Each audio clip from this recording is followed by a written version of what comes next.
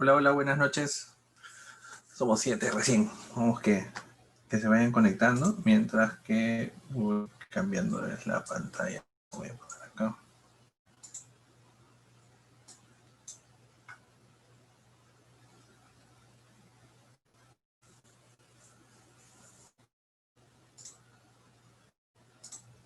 Hola Luis, ¿cómo estás? Espera un ratito. Ahorita iniciamos.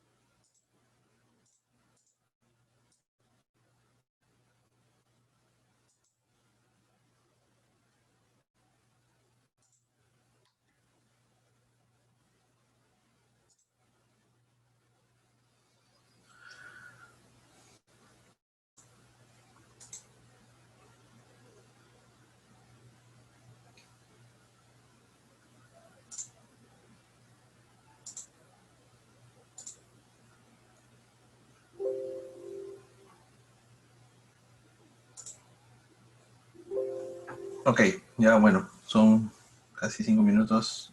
Todavía somos un poquito menos, somos 13. Bien, quería comenzar la clase de hoy, en realidad, primero pidiéndole un poco las disculpas del caso. El día martes me terminaron de dejar sin conexión a internet y hoy día, bueno, eh, por algunas otras cosas me di cuenta que había sido y bueno, ya se los comentaré en un ratito. Entonces la clase del martes la vamos a tener que recuperar. Entonces voy a tener que, con ustedes, programar una clase de recuperación. Eso lo vamos a hacer un poquito más adelante, casi al final, ya que todavía somos 15. Solamente para comentarles algunas cosas. Bueno, el martes ya había tenido algunos problemas y es que, bueno, hoy día también tuve unos cuantos problemas en la mañana y resulta que al entrar el router que tengo aquí en casa, resulta que me han bajado la velocidad de conexión. Según lo que yo tengo contratado, debería tener 60 megas y solo tengo 30. Entonces hoy día me he quejado y bueno, junto con esa bajada de conexión han venido un sinfín de llamadas del operador, en este caso ha sido Movistar, para que me pase de un dúo que tengo a estos Movistar Total, donde me ofrecían hasta fibra óptica a la casa. Entonces yo considero, intuyo, que eso es lo que ha pasado, ¿no? Ese día seguro es el día que han hecho este cambio, porque también me han quitado la IP pública que tenía y he regresado a estar en NAT 3. Estoy en Port Translation con el operador, entonces también me he quejado por eso. Asumo que es eso lo que ha pasado y que fue un efecto el día martes, ¿no? Recién hoy día me enteraba de algunas cosas. Pero bueno, eso era un poco para comentarles lo que considero que ha pasado con mi conexión estos días y porque ha estado inestable y fallando más de lo normal. Y bueno, eso va a ser el motivo del cual tengamos, como les digo, que realizar una recuperación en los próximos días. Por lo pronto, hoy día, bueno, ya que estamos 16, vamos a comenzar. Por lo pronto, hoy día vamos a iniciar con la parte de protocolos. Hoy día vamos a ver OSPF como primer protocolo de enrutamiento. Casi también va a ser una forma de recordar algunas cosas, porque OSPF lo deben haber visto en redes 2, en redes y comunicación de datos 2, ¿no? Entonces hoy día vamos a ver OSPF con IPv4, la parte más básica, vamos a decirle así. Y luego el día martes haremos ya la configuración como repaso. El viernes haremos OSPF con IPv6. Y yo espero que en la fecha de recuperación hagamos la parte práctica de OSPF con IPv6, que considero que es inclusive está más sencilla que IPv4. No sé si alguno tiene alguna consulta antes de iniciar, algo que quiera comentar. Bien, entonces voy a comenzar con OSPF. Vamos a ponernos en contexto. En realidad, recuerden, nosotros tenemos, digamos, algunas formas de dividir los protocolos de enrutamiento. Uno de ellos era, yo tengo otro cuadro donde habla los protocolos con clase, sin clase, que aparece aquí, en función IPv6, en protocolos aquí de gateway interior o de gateway exterior. Entonces, uno de ellos de protocolo de gateway interior o IGP, sin clase, es OSPF. OSPF, como ven en el texto, nace un poco con la idea de superar las limitaciones que tenía RIP. Recuerden ustedes también por redes 2, donde con algunos vimos RIP, que RIP tiene algunas limitaciones, por ejemplo, no es escalable, porque RIP tiene un conteo de saltos limitado, ¿no? Aparte que RIP es un protocolo de vector distancia, digamos, su nivel de convergencia es lento, porque básicamente hace actualizaciones de toda la tabla de enrutamiento por cada envío que hace. También, como les decía, la limitación por la cantidad de saltos, porque recuerden que a partir del router 16 ya era un conteo al infinito, entonces básicamente solamente podía pasar por 15 routers antes que se considere una ruta como inalcanzable. OSPF cambia esas cosas y básicamente se apoya en algo que se llama estado enlace. Entonces, como protocolo de estado enlace, dice que cada uno de los dispositivos o básicamente cada interfaz ofrece, dice, una descripción de sus características. Ahí entonces puede venir qué dirección IP viene en la interfaz, si está encendida, qué tipo de máscara, qué tipo de redes inclusive. Luego vamos a ver que OSPF define 4 tipos de redes distintas, cómo está conectado a los routers y otros elementos más que vamos a ir explorando con OSPF. Entonces, todos esos parámetros, todos esos estados enlaces van a comenzar a formar algo que se llama la base de datos estado enlace o Link State Database, que es básicamente uno de los elementos que utiliza OSPF como parte de su estructura de datos. Entonces aquí vamos a ver que OSPF, como les contaba, nace gracias a la idea de superar o de tener un protocolo de gateway interior, sobre todo esto, ¿no? No propietario, porque a la par también aparecía IGRP y luego EIGRP, pero ese era propietario en esa época, le pertenece a Cisco. Entonces, en competencia también OSPF aparece también a ISIS o AISIS, ¿no? Que es Intermediate System. Si bien es cierto, OSPF nace del IETF, esta organización de el Grupo de Trabajo para Ingeniería en Internet. AISIS también es abierto, pero nace de OSI, perdón, de la ISO. Entonces los dos son no propietarios, pero cada uno tiene unas ventajas sobre el otro, lo veremos más adelante. Entonces, este protocolo de gateway interior es más usado en empresas de pequeñas a medianas. Ahí está orientado a veces para proveedores de servicios de internet o empresas mucho más grandes, con más cantidad de routers. Digamos que OSPF nace a partir del año 87, 88 y hasta no es el año 91, como vemos en esta línea de tiempo, donde se formaliza, digamos, su publicación como un request for comments, ¿no? El desarrollo comienza en el 87, en el 89 sale, digamos, la primera versión, OSPF versión 1, simplemente se quedó un experimento, no se implementó. Como dice en el texto, hasta el 91 sale la versión de OSPF 2, que es la que usamos actualmente para IPv4. La actualización de OSPF versión 2 sale en el año 98 y a partir del 99 se comienza a hacer el trabajo de OSPF versión 3, que es para IPv6.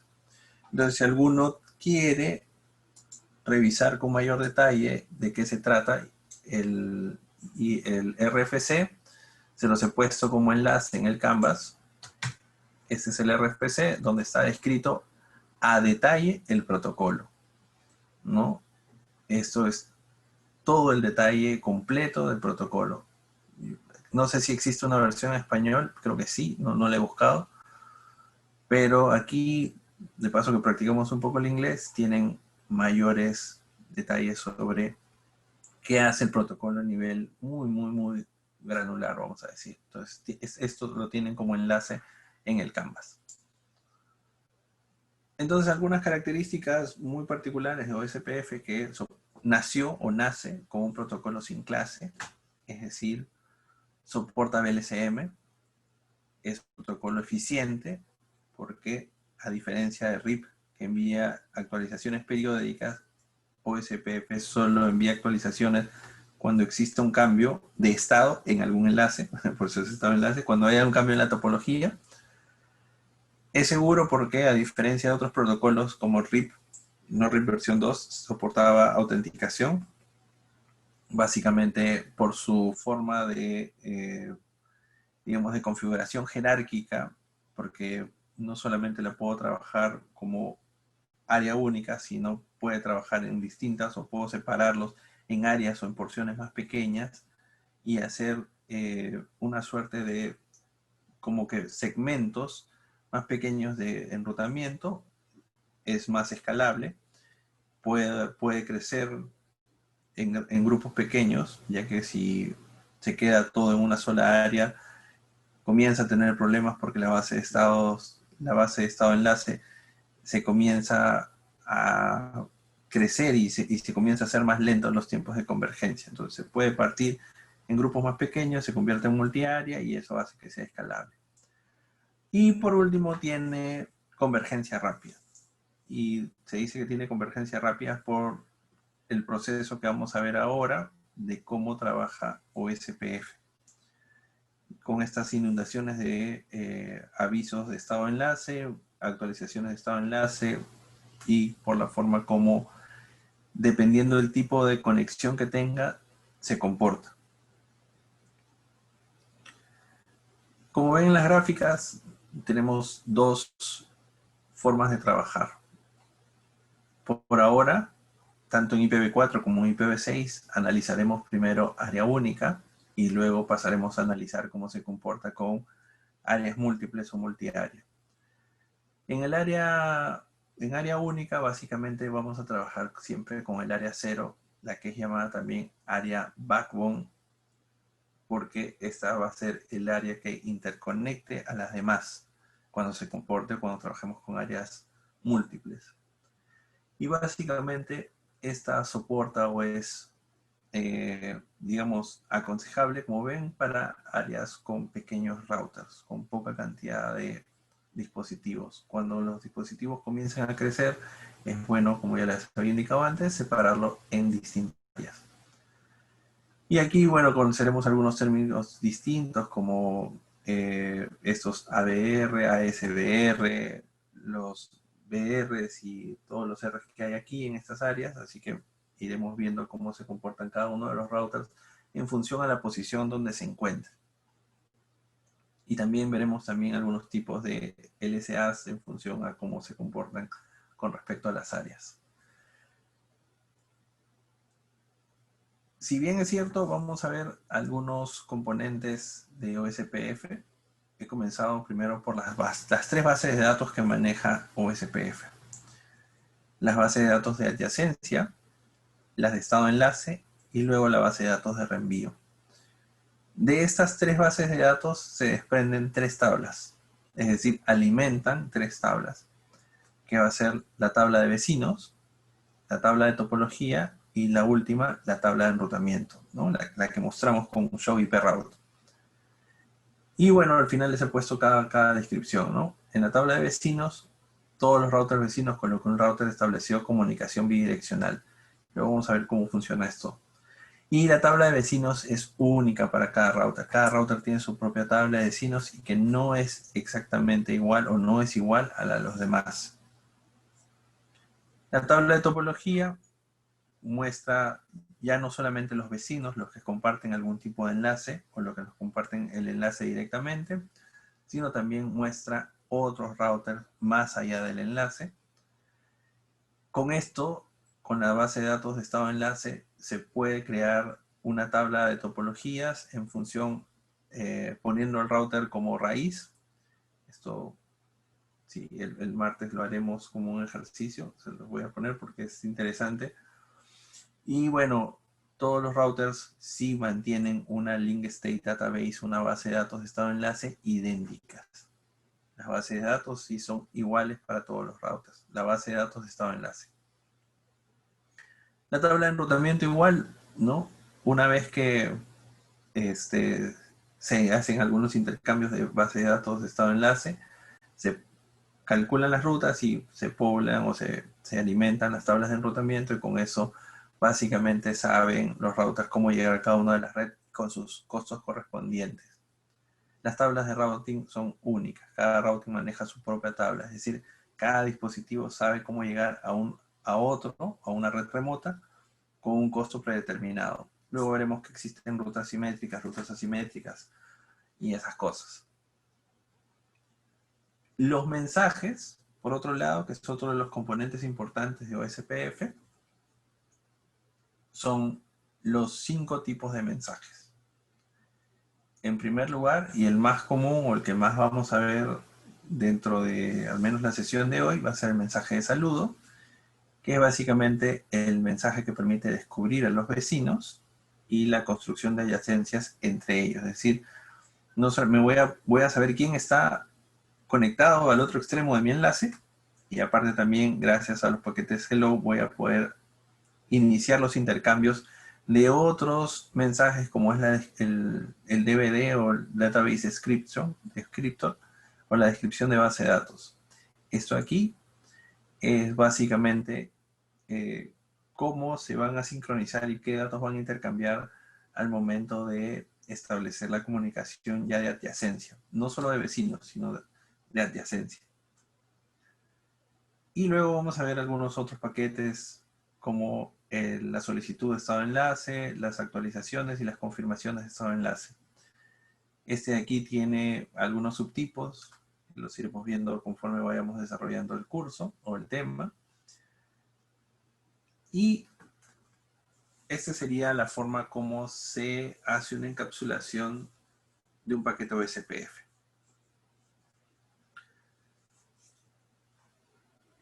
Una característica distinta de OSPF con respecto a RIP es que OSPF no trabaja con algún puerto en la capa de transporte, a diferencia como lo hace RIP. OSPF tiene una encapsulación directa dentro de la capa de red. Tiene una encapsulación directa dentro de la capa de red. Entonces, cuando se forma la cabecera o se encapsula, comenzando desde la capa 2, la capa de enlace de datos, ven, dice dirección de la interfaz de envío. Y como dirección destino aparece una dirección multicast. Y aparece una dirección multicast no solamente porque aquí lo dice, sino también lo podemos reconocer por sus primeros 24 bits. No sé si se acuerdan cómo funcionan las direcciones unicast, multicast y broadcast al momento de hacer, de generar la cabecera de capa de enlace de datos.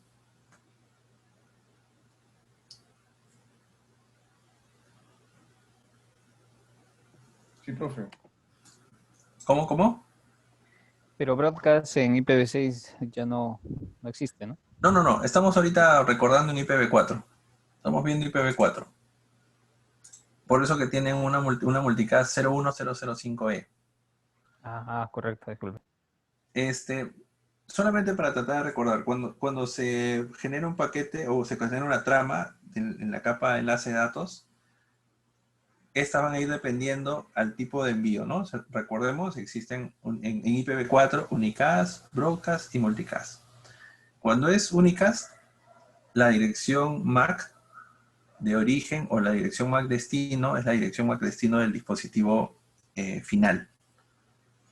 Cuando es broadcast, la dirección destino se convierte a todo F, ¿cierto? F, los 48 bits de la dirección MAC de destino se ponen a 1 y por lo tanto toda la dirección MAC es F.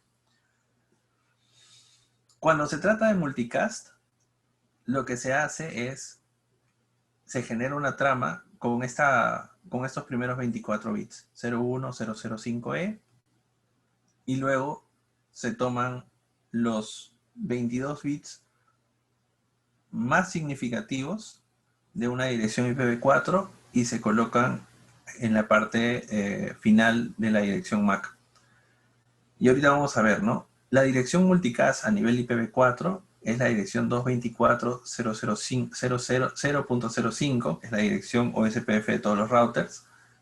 Y si ven, la última dirección 05 coincide con el último octeto. Entonces, estos últimos 22 bits, para ser exacto, me acordé, 22 bits corresponden, o los últimos 22 bits de una dirección IPv4 corresponden a los 22 bits que vienen de la MAC.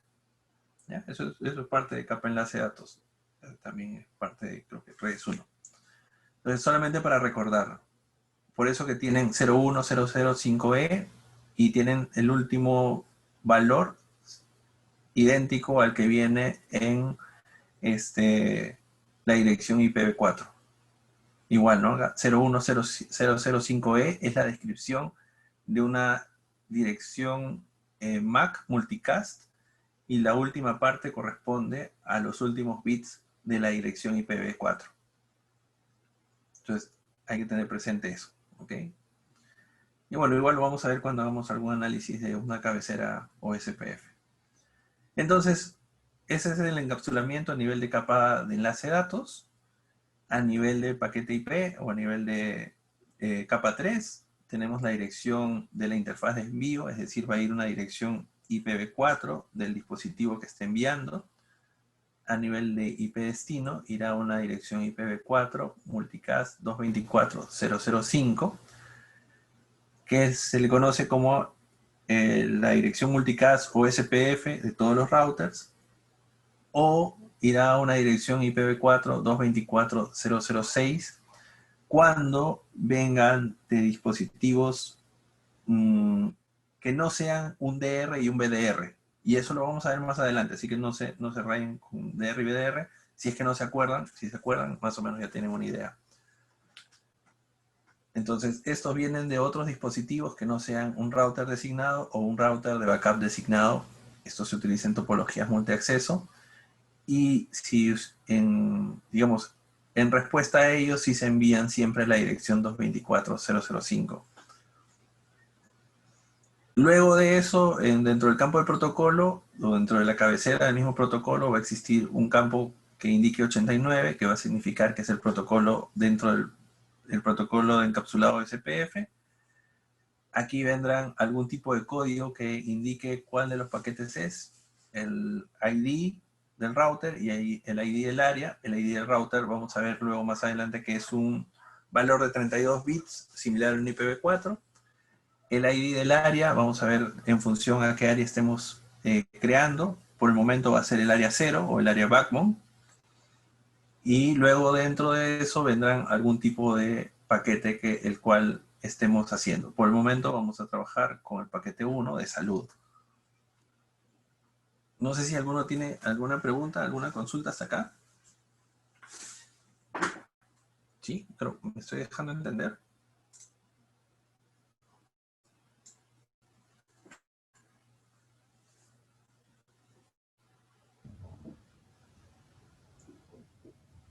Profe, Sí, José, dime.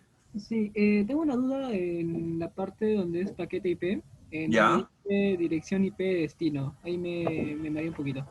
A ver, ¿cuál es Eh, tu duda con respecto a esa dirección destino? Ahí va, o sea, en tema de multicast, ¿cuándo Ajá. utiliza el 0.5 o cuándo utiliza el 0.6? Ah, ya, muy bien.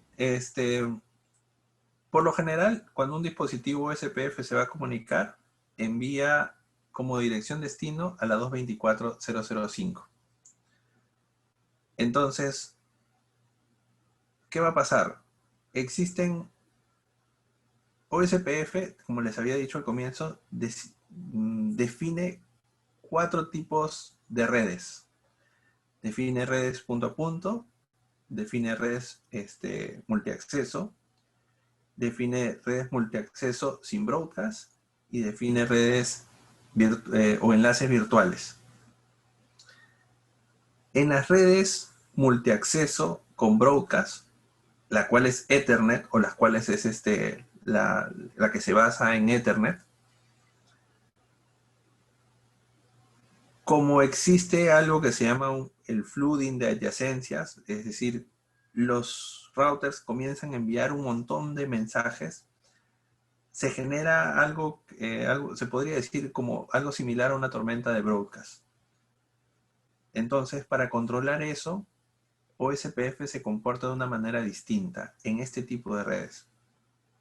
Cuando es una red multiacceso, OSPF selecciona a un dispositivo que va a ser algo así como que el router maestro y designa un segundo dispositivo que ese va a ser el router backup del maestro, ¿no? Algo así como que tiene 2 routers que se encargan de gestionar a toda la red. En esta topología en particular, en esta forma de operación de OSPF, esos 2 dispositivos se comunican con la 224.0.0.5. Los otros dispositivos que no sean ni DR ni BDR, es decir, que no sean los elegidos, se comunican entre sí con la 224.0.0.6. Es decir, yo me comunico con mi router principal, yo siendo un router me comunico con mi router principal a través de la dirección 6. Y cuando el router principal me responda, lo va a hacer a través de la 5. No sé si me dejo entender hasta ahí. Ahora sí, profe. Ok, Ok, profe, gracias. ya, ahí estamos bien. Luego vamos a ver eso, o sea, hay una parte de hoy día, espero llegar hoy día, donde vamos a ver cómo funciona esto. Ok, yo sé que han visto muchas veces posiblemente OSPF, o ya tal vez se van a acordar de esto. Existe una forma de describir de manera genérica cómo funciona el estado enlace. O sea, el estado enlace o cómo funciona SPF, que es el algoritmo básico de este protocolo, el algoritmo de Dijkstra, básicamente lo que hace es, estoy apagado o sin el protocolo, enciendo el protocolo, envío mi primer mensaje de saludo, el vecino me responde, ¿no? Hacemos un intercambio y así juntamente con todos los dispositivos en la red se intercambian con paquetes hello todos los vecinos. Luego de eso se comienzan a hacer una suerte de compartir elementos de descriptores de base de datos. Los dispositivos aprenden sobre todos los routers en la red y calculan básicamente los costos a cada una de las redes. Pero eso pasa en estos 6 estados. Desde el estado down, que es que yo no conozco nada, al estado full, donde ya he hecho convergencia.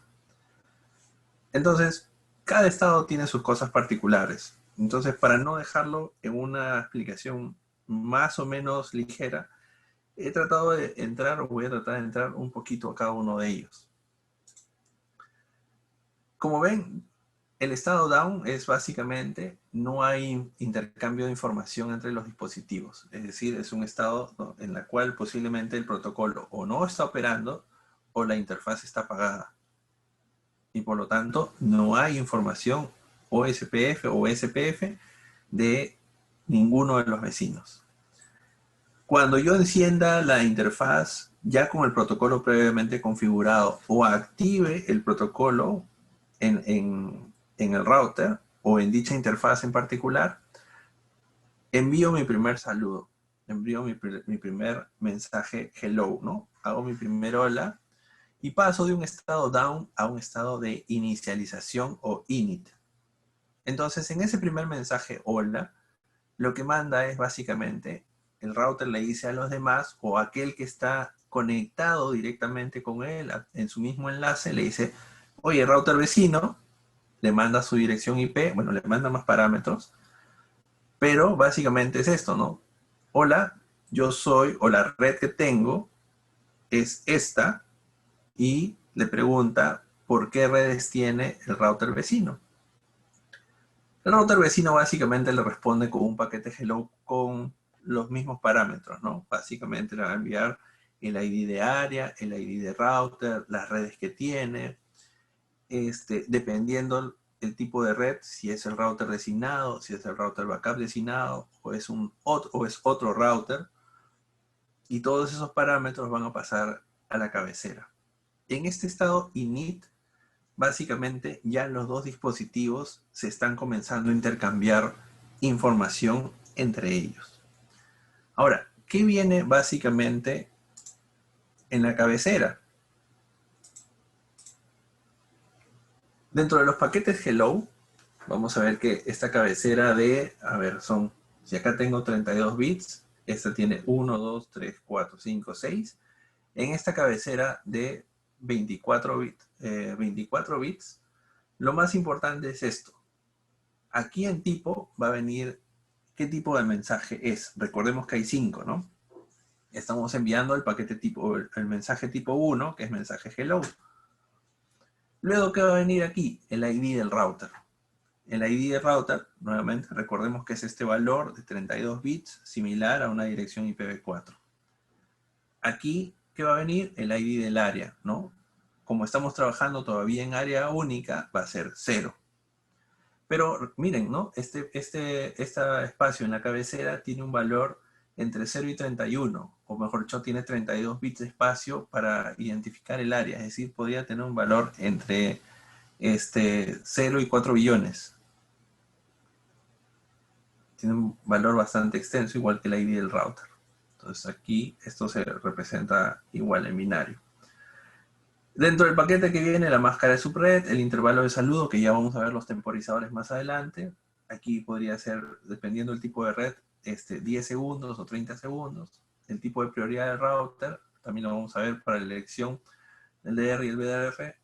Y aquí viene quién es el router designado, quién es el router designado de respaldo, y vienen todos los vecinos que ese router en ese momento conozcan. Como el router está pasando de un estado down a un estado init, él no conoce a nadie, entonces la lista de vecinos viene vacía. En los siguientes intercambios de mensaje hello, básicamente se irá poblando esta lista de vecinos. Ahora, estábamos en el caso donde yo router envío mi mensaje hello al otro router y digamos que solamente existen estos dos en la red.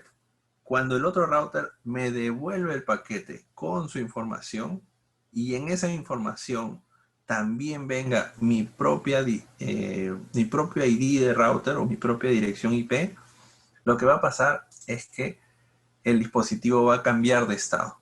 Ah, bueno, acá están los temporizadores. Ok, miren. Intervalos de saludo, bueno. 224.005, lo que les explicaba, en IPv4, todos los routers son SPF. 224.006, solo DR y BDR.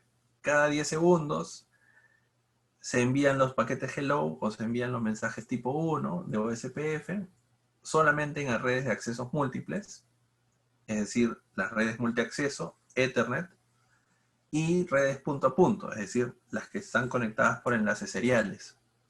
Cada 30 segundos se envían los mensajes hello en redes multiacceso sin difusión, o esta, ¿no? Non-broadcast multiple access, o redes de acceso múltiples sin broadcast. Acá, ¿quién viene? Paquetes, redes como Frame Relay o PPP, que son redes un poco antiguas, ¿no? El dead interval o intervalo muerto, en el caso de Cisco, y lo he puesto aquí porque ahora que estaba leyendo, otros fabricantes, por ejemplo como Huawei, tiene un intervalo distinto. Entonces dice 4 veces el intervalo de saludo. Entonces, si yo establezco mi intervalo de saludo en 10 segundos, el predeterminado, tengo que esperar 40 segundos, o si en 40 segundos no recibo otro hello, yo lo que voy a hacer es inundar con un paquete o con un paquete LSA a toda la red diciéndole el router tal no me ha enviado saludo, posiblemente esté caído. Y ahí se generará todo un proceso de actualización. Entonces, como ven, dice el router satura la link state database con información acerca del vecino inactivo. Y por todas las interfaces como SPF habilitado. Es decir, hace un flooding de LSA diciéndole a todos, router X se cayó. ¿Por qué? Porque no me envió el intervalo de saludo en un espacio de, que en este caso sería el tiempo de envío de hello por 4, ¿no? O sea, si es 10, 40 segundos. Y en el caso de redes sin acceso o multiacceso sin difusión serían 120 segundos, ¿no? Si en 120 segundos una red Frame Relay o PPP no funciona o no envía el saludo, básicamente se marca como un dispositivo sin acceso, ¿no? Que ya no está en la red OSPF. Entonces, saliendo nuevamente de esa burbujita, les decía, si router 1 ya envió su mensaje, router 2 ya le respondió el mensaje, y en el mensaje que viene de router 2 se ha incluido también el ID del router 1, lo que va a pasar es que van a pasar a este estado llamado bidireccional o el estado two-way, donde ya se generó digamos, ya están considerándose ser vecinos. Entonces ya hay una información básica, ya sé quién está al otro lado de mi enlace, ya conozco a mi vecino. Básicamente, como dicen, ¿no? Empleando hello, cada router establece el estado de comunicación bidireccional con cada enrutador vecino en la misma red IP. Esto es lo importante. Un enrutador ingresa al estado bidireccional cuando se ve a sí mismo en un paquete hello proveniente de un vecino. Lo que les decía, ¿no? Cuando en el paquete del vecino veo mi propio ID o mi propia red, listo. Cambio a estado bidireccional. ¿Y qué significa que cambie estado bidireccional? Que ya puedo comenzar a establecer una adyacencia. Y una adyacencia es básicamente, vamos a decir, un estado avanzado del vecino, ¿no? Si lo pasamos al mundo de la vida real, ¿no? Nosotros no vamos directamente donde las personas y le hablamos y somos patas, pues, ¿no? Hay un proceso primero de conocer a una persona, saludarlo, y luego de que la otra persona responda el saludo, recién podemos iniciar un proceso digamos, de conocer a la persona y establecer una relación, no sé, más confiable, ¿no? Entonces lo mismo pasa en los routers. No es que al primer saludo ya al toque intercambiamos rutas y ya está. No. Intercambian mensajes hello, se conocen, por decirlo así, y luego comienzan a establecer una relación más compleja. Ok, ¿alguna consulta acá antes de seguir?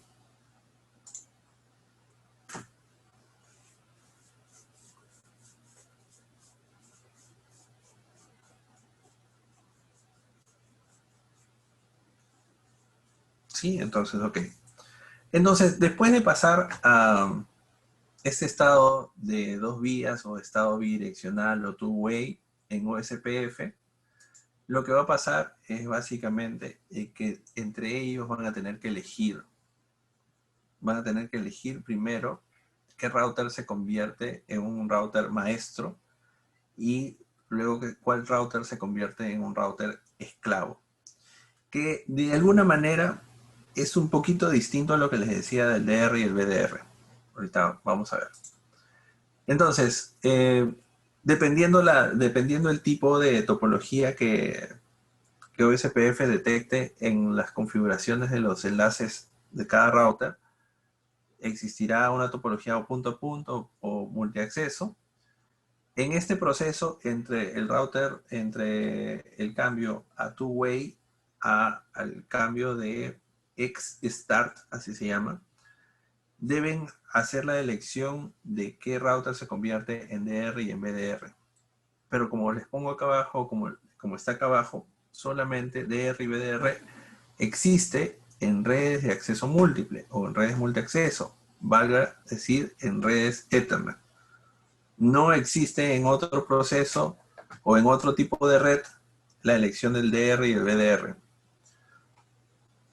Luego vamos a ver cómo se eligen estas cosas, ¿no?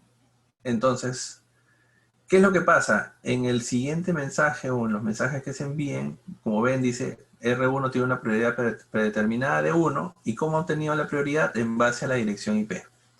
Entonces, recordemos que OSPF trabaja con 3 valores para identificar a un DR y a un BDR. Lo primero que determina es el ID del router, o el router ID, si quieren decirlo en inglés. El router ID es un valor, nuevamente, de 32 bits, y yo lo puedo ingresar manualmente. En OSPF, ¿quién gana con el router ID? El que tenga el router ID más alto. Si no, yo no ingresé manualmente el router ID, la segunda, digamos, el segundo valor que toma el router para la elección entre el DR y el BDR es básicamente la dirección loopback o la dirección estas virtuales que se pueden generar en el router más alta. Y si por alguna razón no he puesto ninguna loopback en el router, lo que va a tomar es la dirección IPv4 más alta de las interfaces que tenga encendidas. En este caso, el router tiene el segmento de red 172.16.5.0. Aquí está la 5.1 y aquí está la 5.2. ¿Por qué R1 determina que R2 tiene mayor prioridad? Porque básicamente tiene una dirección IP más alta. Dice, R2 tiene una prioridad predeterminada de 1 y la ID de router más alta. ¿Por qué? Porque la ID de router se pobló, se actualizó con la dirección IP más alta de las interfaces, que en este caso es la 172.16.5.2, y por eso tiene el ID más alto. Como los dos tienen la misma prioridad en la interfaz, básicamente compiten con el router ID más alto.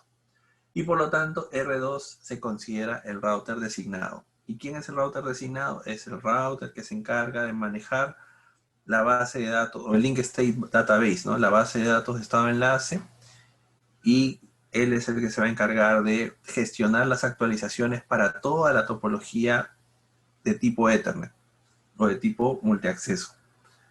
Y este señor R1 será el BDR, será el backup, el que si el R2 se cae, R1 se encarga de gestionar nuevamente toda la base de datos de estado de enlace para la topología.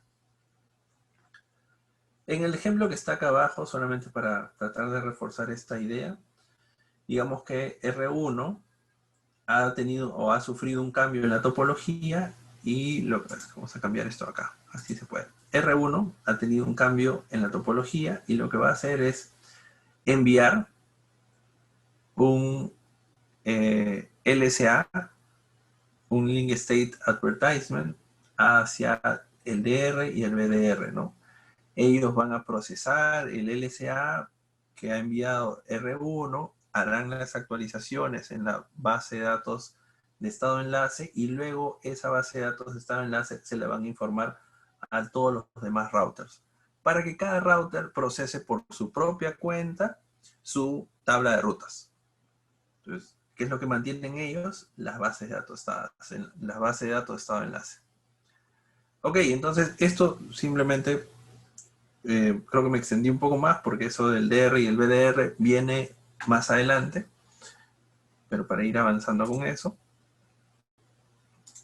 Entonces, entre el estado two-way, el estado bidireccional y el estado ex-start, es donde ocurre este proceso de elección de DR y BDR, ¿no? Esto es un poco lo que quería hacer. Luego aquí en el ex-start, ya que los dos dispositivos en quién es el DR y el BDR en este caso por ser una conexión multiacceso, a pesar de que no hay un switch en medio, lo que van a establecer ahora sí, ¿no? ¿Quién va a ser el router, como bien dice, maestro y quién es el esclavo? Y para eso van a hacer un intercambio ya de mensajes, no de paquetes hello, ya no de paquetes tipo 1, sino de paquetes tipo 2, o descriptores de base de datos, de estos DVD, ¿no? Van a hacer un database descriptor, se van a enviar entre ellos dos.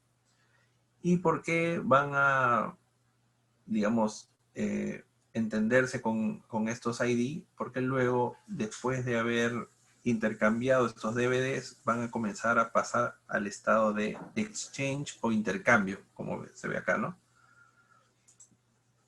Y aquí en el estado exchange, en el estado exchange, ya lo que comienzo es a enviar, o el router comienza a enviar los Link State Database. Ya comienzo a enviar las propias bases de datos obtenidas o que cada router tiene para que sean comparadas por cada router en la topología. Y obviamente se van a ir actualizando. Recuerden que esta base de datos de estado de enlace debe ser única en la topología. Es por eso que se comienzan a intercambiar entre ellos. Ok, entonces aquí ya como me dice, los routers se describen sus bases de datos, se intercambian sus bases de datos, comparan lo que han aprendido con lo que ya tenían y los van comparando con nosotros. Si alguno de ellos, como ven, dices, recibe información que no se encuentra en su base de datos, envía una solicitud de actualización completa a su vecino.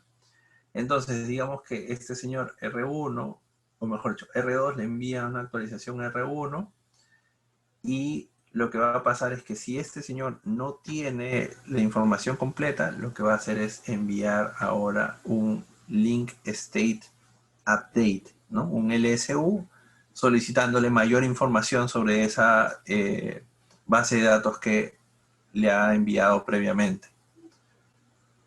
Y esto va a pasar aquí. Aquí ya no tengo dibujito, pero ya porque prácticamente se están ya intercambiando mensajes de este tipo, ¿no? Ya es un ida y vuelta de estos mensajes. Como ven, solamente envío un descriptor de base de datos, le confirmo con un acknowledge, un LSACK, y acá se comió la última parte, la gráfica, pero aquí también el señor router 2 lo que hace es confirma con un ACK el envío o la recepción correcta del descriptor de base de datos de R1. Entonces es muy similar a lo que ocurre en TCP, no sé si se acuerdan, con esta inicialización de, bueno, parecido, ¿no? A lo que ocurre en el saludo de 3 vías de TCP. Es muy similar, ¿no?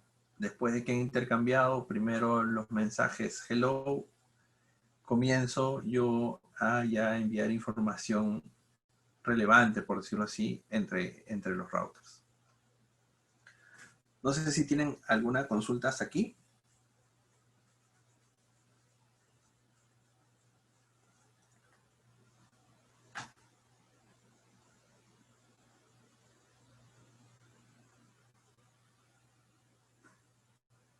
¿Está claro esta parte?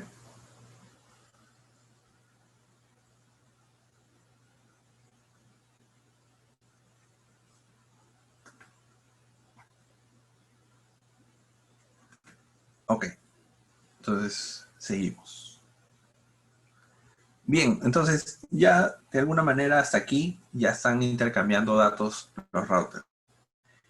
Es básicamente aquí donde ya casi ya han completado o ya tienen de alguna manera la adyacencia y ahora toca poder generar o obtener mayor información de cada uno de ellos.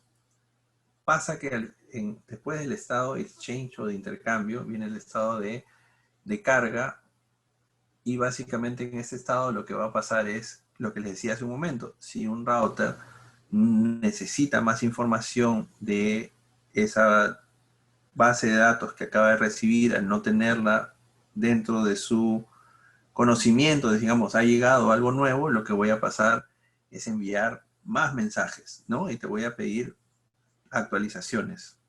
Y ya voy a enviar paquetes de enlace tipo 4, Link State Updates. Y estos Link State Updates básicamente son o el tipo de solicitud dentro de los cuales voy a tener distintos tipos de LSAs. Es decir, voy a decir que un LSA está contenido dentro de un LSU, ¿no? O sea, te solicito la actualización y yo te voy a responder con un paquete de actualización o con un paquete de aviso, ¿no? Un advertisement. Esto lo vamos a ir viendo porque son varios tipos. Esto solamente para ir recordando. Tenemos aquellos que son enviados por todos los routers a todos los dominios OSPF, los LSAs de red que son enviados en caso de redes multiárea también, igual que los LSAs de resumen, cuando se trabajan con LSAs, cuando se trabajan con dominios multiárea, LSAs externos al sistema autónomo, o sea, fuera de el sistema autónomo SPF o este grupo de routers que comparten el mismo control.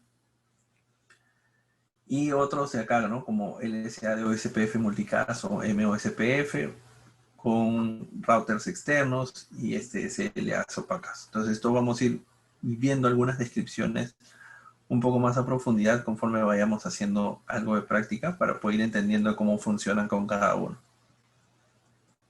Bien, entonces aquí, después de que han recibido ese estado de Link State Advertisement a raíz de una solicitud de actualización, básicamente ya llega a hacer convergencia, es decir, el router ha podido no solamente intercambiar datos, ha podido encontrar una adyacencia y también junto con esa adyacencia ha podido hacer el cálculo de las rutas necesarias utilizando el algoritmo SPF, ¿no? O de Dijkstra. Entonces, esos son básicamente los estados que sufre un router desde que tiene o desde que recibe su primer paquete hello hasta que logra tener la base de datos, o mejor dicho, hasta que logra tener la tabla de routing completa. En el medio, bueno, hay un montón de procesos, ¿no? Que se ejecutan bastante rápido. Y bueno, era la idea de explicárselos con los estados más que de manera general. Ok, hasta aquí, antes de continuar, no sé si alguno tiene alguna consulta. Profe, yo tengo una consulta. Sí, dime, Juan. Bueno, la verdad es que tengo es de una pregunta del curso de Cisco. Uh-huh. La pregunta dice ¿qué sucede inmediatamente después de que dos routers USPF intercambien paquetes Hello? Esa es mi pregunta a mi parecer la respuesta correcta está mal. No sé Ya. si puedo compartir la pantalla porque A lo ver, tengo esperamos un la ratito. pregunta aquí en el escritorio. Esperamos un ratito, esperamos un ratito. Acá es. Ok, ya. Ahí puedes compartir.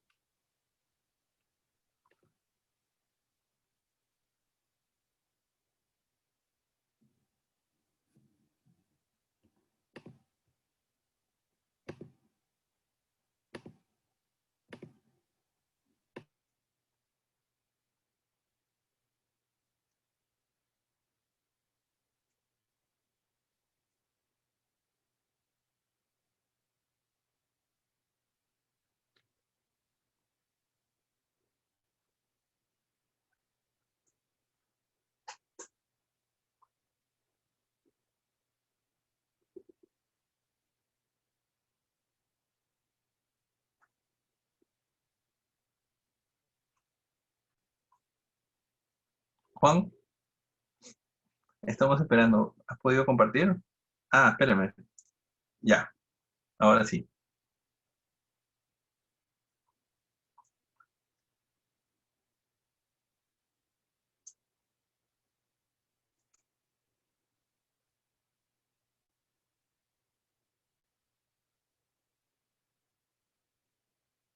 Ah, ya, profe, esa es la pregunta. Ya, a ver.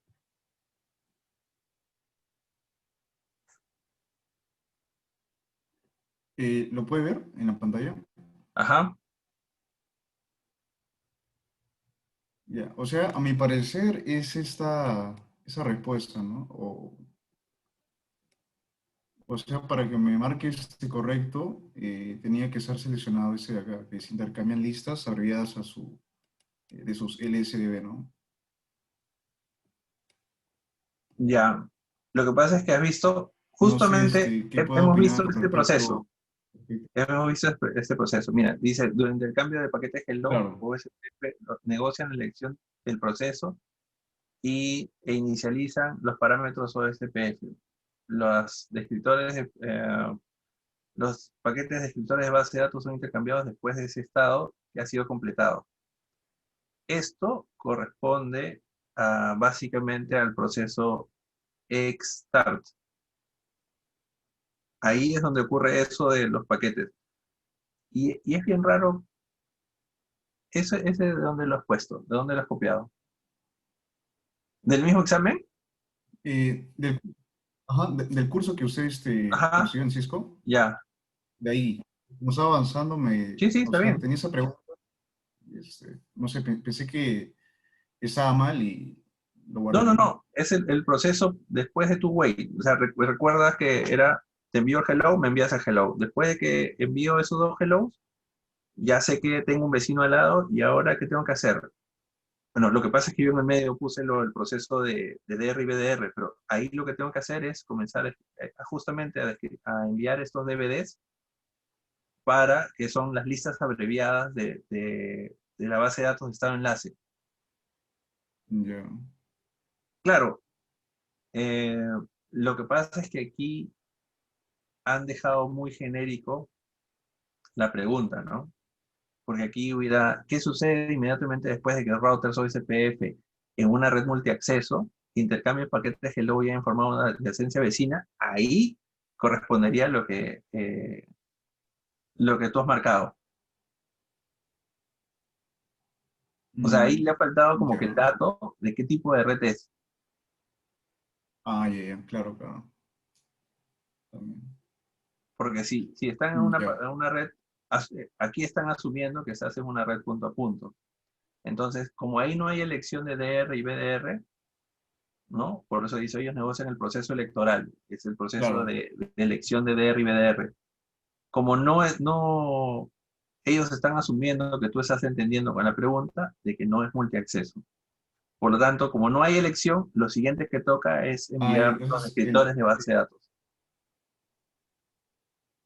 Esto no es, ¿no? Ah, ya. Porque la Entonces primera la sí es pregunta está cierto, como que, intercambian DVDs, pero no hay intervalos hello y dead. Eso no viene ahí. o sea, el tema aquí es que solamente me indican que hay dos routers nada más, en ese caso, Claro, pero no te dicen para qué la red pregunta, han ¿no? formado, ¿no? Ah, ya, ok, profe. No sé si me dejo entender. Aquí te han dejado la pregunta súper abierta diciendo, tienes dos routers. No te digo qué red son. ¿Qué pasa después de que hayan formado una adyacencia vecina? Y de verdad, justamente hace poco también yo oía también, el término a veces se utiliza entre vecino y adyacencia. De verdad, yo lo utilizaba casi como sinónimo. Y no es exactamente así, ¿no? Un vecino es simplemente yo ya te conozco que estás al otro extremo del enlace, pero ya una adyacencia implica que ya estás haciendo algo así como una negociación para intercambiar datos y poder lograr integrar tu información a mi propia base de datos, o agregar tu información a la base de datos de estado de enlace. Entonces ya hay, digamos, voy a decir algo así como que es un vecino con privilegios, ¿no? O sea, ya es su recontrapata, por decirlo así, ¿no? En términos más de orientado hacia a las personas, ¿no? Es algo así como que tú, al que recién conoces nuevamente, no dejas entrar a tu casa, pero a alguien que ya es tu pata, sí, pues, ¿no? Él puede ir a la casa y entrar y, bueno, y compartir, ¿no? La familia, por decirlo así. Algo así sería un poco la diferencia entre un vecino y una adyacencia. Un simple vecino es alguien que, oye, hola, te saludo y a la justa te conozco, ¿no? Pero alguien que ya tengo una adyacencia es como que alguien que ya tiene confianza, ¿no? Más o menos esa sería un poco la idea de cómo ponerlo en términos más traídos hacia las personas.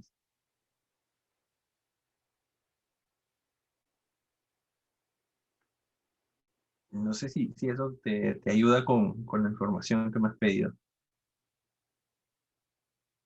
Sí, profe, sí, sí, le llegué a entender. Gracias. Ok, Juan, gracias a ti.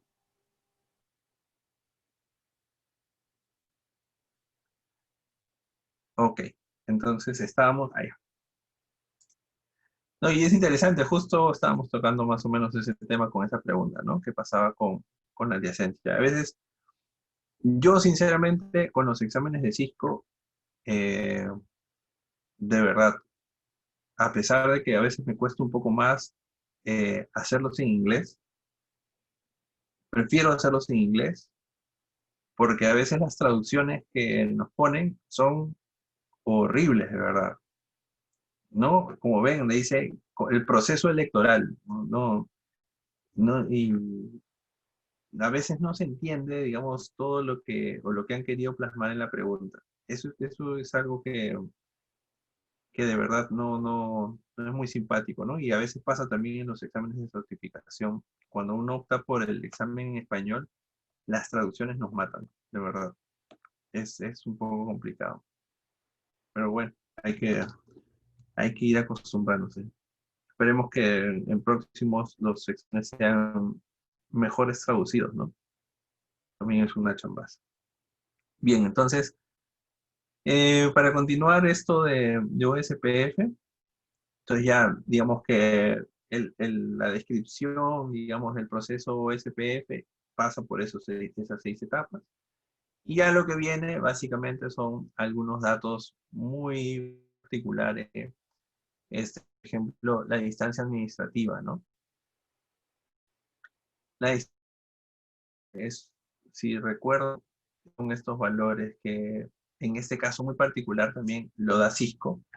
Estos distancia administrativa es un valor, este valor es de Cisco, y en este caso Cisco le pone una distancia administrativa de 110. Y solamente si se acuerdan qué es la distancia administrativa, sino para volverlo a explicar.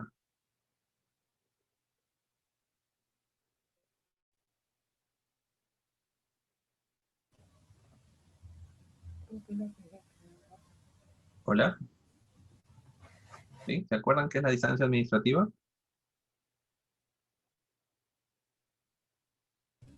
Profe, creo que es la prioridad que le da el router al Ah, protocolo. muy bien, es eso, ¿no? Es un valor que se toma como prioridad para establecer la preferencia de un protocolo sobre otro, ¿no? Como les decía, estos valores es más, el nombre de distancia administrativa es un nombre entregado para Cisco, ¿no? Huawei le dice preferencia. Y para Huawei la preferencia OSPF es 10 y para Cisco es 110. Entonces, esto va a ir cambiando en función al vendor, ¿no? Entonces aquí, básicamente, por un tema de, digamos, de que el contenido está más accesible por ahora el de Cisco, he seguido dando como 110. Para OSP vamos a trabajar con ellos, con los routers para verlos desde el mundo todo Cisco. Y esto sí es un cálculo, digamos, genérico, que es como métrica CPF, ¿no? Recordemos el valor que tienen los protocolos a su, o es un valor que le da el protocolo para establecer el peso que tiene la ruta entre dos redes. Entonces aquí OSPF es básicamente un ancho de banda de referencia medido en bits por segundo sobre el ancho de banda de la interfaz, también medido en bits por segundo. He tomado el ejemplo he tomado el ejemplo de gigabit básicamente porque, si ustedes ven, tengo 100 millones de bits por segundo sobre 1 millón de bits por segundo. O sea, estoy dando fase Ethernet, porque esta es la representación de 100 megabits por segundo, fase Ethernet, sobre gigabit por segundo, y me da un valor de 0.1 esa acción. Entonces, de división, lo que pongo aquí abajo, recuerda el valor mínimo que es puta, es 1. Es decir, si yo tengo una interfaz Ethernet, la voy a ver con un costo de 1. Si tengo una 3 gigabit Ethernet, voy a tener un costo de 1.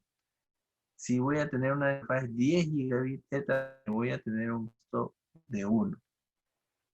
Pero estos costos son ajustables. Es decir, si yo quiero cambiar la referencia, ancho de banda de referencia, lo puedo hacer, ¿no? Y lo vamos en la parte de mover el ancho de banda de referencia para poder, digamos, cambiar la ruta que nosotros o por defecto haya sido definida por OSP. Y también se podría decir que podríamos cambiar el ancho de banda de referencia, porque si se dan cuenta, imaginen una topología donde tenga conectado dispositivos fast Ethernet, gigabit Ethernet y 10 gigabit Ethernet.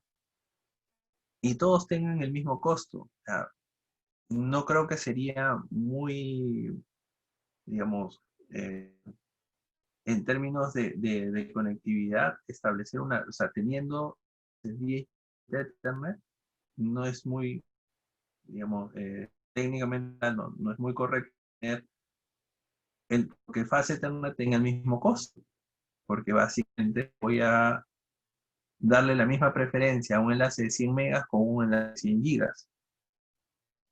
Y eso no es tan así, no es correcto, ¿no? Voy a mandar tráfico por donde posiblemente no quiere, simplemente porque no he variado el costo de referencia. Ahora, en los cálculos, lo único que debería decirles adicionalmente es que solamente tomen la parte entera, ¿no? No está tratando de hacer algún cálculo, solamente toma la parte entera, redondeada al número mayor, ¿no? Solamente es la parte entera. Es por eso que sale enlaces de 10 megas, ¿no? 100 millones o 100 mil de bits, de 10 millones de bits. O sea, fase Ethernet entre Ethernet 10, 64, este es el valor casi por defecto, Y luego vamos a tener aquí que los enlaces seriales más antiguos tienen 781 y los enlaces seriales 64.562. Por defecto, en los routers tienen con este valor los enlaces seriales por defecto, ¿no? 1544.5 megas por segundo. Este es el valor por defecto. Entonces, si tienen un enlace serial y un enlace fase Ethernet para o ¿no? Van a tener un costo sumado de 65. Entonces, los costos en OSPF se suman simplemente. Es bastante sencillo. Ok, vamos a... Ok, hoy día me voy a quedar hasta aquí. El día martes vamos a hacer la parte práctica y voy a terminar lo poquito ya que queda de teoría, al menos con OSPF y IPv4, para seguir avanzando con OSPF IPv6 y luego con OSPF multiárea.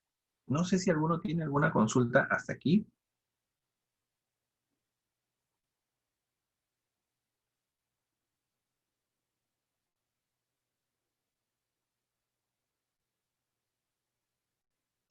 Profesor, buenas noches.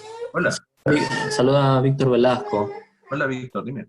¿Qué tal, profesor? Esta es una pregunta fuera pues un poco del curso, Ya, pero estoy, como, bueno, usted en el campo, ¿no? Laboral que se encuentra. Eh, Quisiera saber un poco la proyección de las carreras relacionadas a lo que es en TI, ¿no? De repente en el aspecto económico. ya. Este, ¿Qué es lo que quisieras acá, saber? sí. ¿Cuál es la carrera, de repente de acá a unos años que podría ser la mejor remunerada, ¿no? O sea, pues, no sé, en el tema de repente de la ciberseguridad, A en ver, el tema de cloud computing, DevOps, networking. ya. A ver, mi apreciación es que yo considero que no hay una carrera a veces mejor remunerada que otra. Digamos que a veces lo que más pienso yo, ¿no? O sea, si bien es cierto, si tú vas, hay información, por ejemplo, del Ministerio de Trabajo, hay un site que se llama ponteencarrera.p. Y hasta el año pasado, las carreras con más, digamos, mejor remuneradas, aquellos que egresaban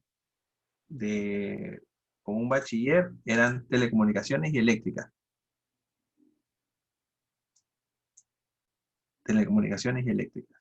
Y ingeniería eléctrica. Yo considero, y en el futuro, seguridad es una de las carreras que no solamente bueno, ni siquiera en el futuro, actualmente, y con lo que ha pasado, nos hemos dado cuenta que la seguridad es importantísimo, más que nunca. Entonces considero que también seguridad sería una de las carreras que tenga mayor proyección en estos tiempos o en adelante. Ahora, más bien, yo diría qué tecnologías deberíamos aprender para seguir estando, digamos que vigente en el mercado. Una de las cosas que has dicho es cierto, ¿no? Hay que meternos mucho, o hay que meternos más en el tema de cloud computing, hay que meternos en los temas de SDN, ¿no? Redes definidas por software, funciones, virtualización de funciones de red. Si alguno quiere irse más por el lado de TI, podría posiblemente ver lo que sean virtualización o microservicios o servicios sin servidor, ¿no? Esto de que sean contenedores, Kubernetes,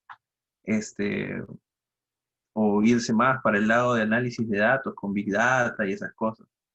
Y lo que les decía yo al comienzo, ¿no? Yo considero, y de verdad, cada vez me doy más cuenta de la necesidad de que los ingenieros ahora sepan programar, de la carrera que sean. Eh, ¿Y por qué? Porque prácticamente todas estas cosas que se vienen, cloud, toda la parte de redes definidas por software, virtualización, todo eso, está muy ahora orientado a la parte de automatización. O sea, ya si bien es cierto, todavía seguimos explicando como fundamentos, pues no, esto de OSPF y estas cosas, y seguimos practicando, pues no, para darnos cuenta cómo funcionan con comandos directos en el router, directos en la capa de hardware. Ya básicamente, muchas de las empresas se manejan de manera automática y con despliegues utilizando programación, ¿no? Ya sea que uses Python o utilices algún tipo de lenguaje descriptivo como YAML, pero todo va orientado un poco a la parte de programación. Entonces, podrían ir, dependiendo sus preferencias, digamos, de verdad en realidad es esto más por preferencias, ¿no? ¿Qué me gusta más? Me gusta estar metido más a la parte de protocolos y networking, me gusta más a la parte de cloud, de virtualización. Es un poco eso, ¿no? No solamente es por el lado más remunerable. Entonces, de verdad, cualquiera de estas nuevas tecnologías que tú decidas aprender va a aportar a tu perfil como ingeniero. A ver, Juan nos pone ahí un curso de que es Google Certified Professional, creo que es. Es Google Sí. Cloud. Sí, Google Cloud Platform. Algo así. De verdad que Claro. ese curso de verdad es bien interesante. Es selectivo y yo lo llevé en el ciclo pasado. Hace 2 ciclos, hace un ciclo. Y de verdad, yo les recomiendo que si les quieren llevar un electivo, ese curso, como le digo, es bien interesante. El curso está en Coursera. Ajá, el curso Las- está en Coursera. O sea, los temas están en Coursera. Y fácil te saca la certificación. Para el Associate. Ajá. Sí, entonces el curso es interesante. La ventaja es que el convenio que tenemos con Google es que nos dan el curso gratis. Es decir, ese curso en Coursera, no sé cuánto cueste, pero ponte, debe costar alrededor de unos $200, será, pues, ¿no? Porque son 6 módulos en realidad, no es uno solo, son 6 módulos. Y al finalizar, ya tienes una visión más amplia de qué puedes hacer con un cloud. El curso tiene un componente, digamos, 50-50 entre teoría y práctica. Y si puedes aprovechar los laboratorios, porque cuando tú digamos, te inscribes o te inscriben, te dan un crédito en una plataforma propietaria, bueno, de Google, que es bien interesante porque te plantea nuevos laboratorios. Entonces, te puedes ir gastando el crédito, que también es gratuito, en entrenarte más en algunos escenarios. Hay temas de seguridad, hay temas de manejo de red a nivel cloud, cómo cómo establecer una conectividad entre tu red en el cloud y tu red física, por ejemplo, ¿no? Esas cosas. Entonces, puedes llegar, como dice Juan, a obtener la certificación. La certificación creo que cuesta alrededor de $125. Ok, profesor, muchas gracias. Entonces, es eso, ¿no? O sea, yo sé que nos hemos salido un poquito del tema, pero es mi apreciación personal. Es algo que no considero que todas las carreras son altamente empleables, pero siempre hay algunas cosas que te ponen más en valor que otras. Entonces, ya también un poco el olfato que debas tener tú como profesional, tienes que ir viendo en función a lo que te gusta, qué es lo que posiblemente puedas ejercerlo mejor, ¿no? Sí, sí, profesor, más bien muchas gracias por la información y también pues tenía esa idea, ¿no? Pues el tema de la ciberseguridad y el tema de cloud computing, bueno, y de todas maneras pues el tema del desarrollo, no tanto de repente el desarrollo, pero más como un tema de DevOps, ¿no? De seguir. Eh, claro, por ejemplo, para DevOps necesitas programación. Necesitas programación. No hay forma que hagas DevOps sin saber al menos bueno, el lenguaje de programación que está de alguna manera hace algunos años dándole ahora es Python, ¿no? O sea, tienes que aprender al menos un poquito a defenderte, a hacer tus scripts básicos en Python para que puedas entrar al mundo de DevOps, ¿no? Porque eso te va a abrir las puertas a tener la lógica para usar este lenguaje, como te digo, descriptivo de YAML o usar para que puedas consultar los APIs o las interfaces que vas a usar con otros sistemas, ¿no? Entonces es Claro, bien, sí, bien, bien interesante. Bueno, ahí hay varias cosas, de verdad. A veces, sí, y yo te voy a ser sincero, que falta el tiempo, de verdad, para aprender todo lo que quisieras, de verdad. Y tienes que ir sí, hilando, ¿no? Una cosa con otra. sí, profesor, sí. Quería darles una pequeña, no sé, apreciación también. Hace unos años, estamos hablando de 6, 7 años, cuando en mi empresa buscaban personal con CCNA, pues era difícil, ¿no? Pasaron los años, buscaban un CCNA, era como alzar la piedra y encontrabas un montón de CCNAs, ¿no? Lo que ahora querían eran CCNPs. Entonces, todo esto va evolucionando. Ahora que estamos viendo más seguridad en la empresa, pues están buscando con personas que tengan ese perfil de seguridad, con certificaciones en seguridad, ¿no? Obviamente exigen que tengan certificaciones en red, pero ya se sobreentiende que ellos ya tienen certificaciones en red y solamente están buscando certificaciones en seguridad, ¿no? Hay bastantes requerimientos de eso, entonces mi recomendación sería de que le den también por el lado de la seguridad, ciberseguridad, ¿no? Y lo que vale bastante y pesa bastante, bueno, aparte de la experiencia, es las certificaciones, ¿no? Certificarse en la mayor cantidad de marcas o de ISOs que puedan, ¿no? Gracias, Marco. En realidad es cierto, ¿no? O sea, eso es cierto. Yo la primera vez que escuché CCNA fue en el 2000 y sacar una certificación CCNA en ese año era casi un ojo de la cara, ¿no? Después, de verdad, hay un montón, ¿no? Y a veces también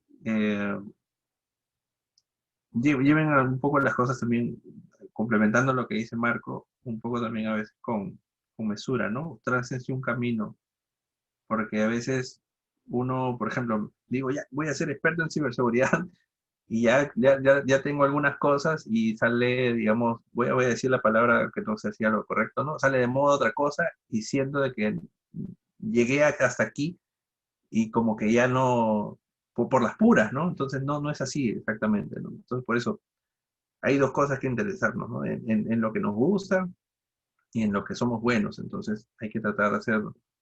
No desfallecer. Siempre vamos a encontrar un nicho para nosotros mismos.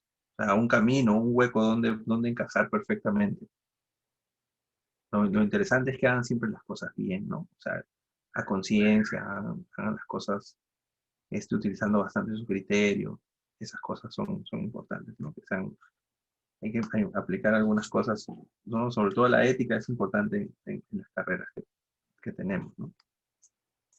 Sí, pues, ¿no? Como dices, Python está orientado, en realidad Python está orientado a casi todo, de verdad. He visto un montón de cosas que hacen con Python interesantes, ¿no? Se utiliza Python para seguridad, para análisis de datos, para programación de IoT, se utiliza Python para desarrollo de interfaces web, de verdad, sin fin, ¿no? Es bastante potente ese lenguaje y no es tan complejo aprenderlo.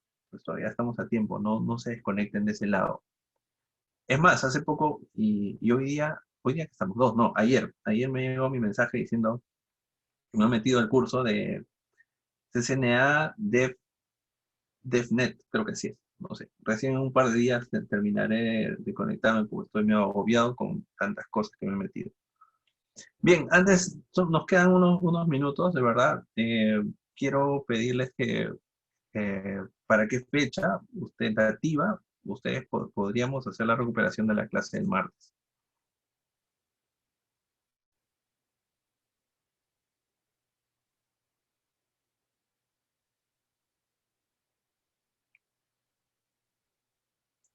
O en todo caso, ya que estamos casi con la hora, lo vemos el día martes. El martes sí ya de cajón tenemos que programar una fecha para recuperar ese martes que lamentablemente el operador me jugó una mala pasada. Y ya con eso, entonces el martes terminamos esta parte, digamos, de entre recordar y aprender algunas cositas nuevas de OSPF. Y luego hacemos el laboratorio y ahí seguimos con el viernes con IPv6.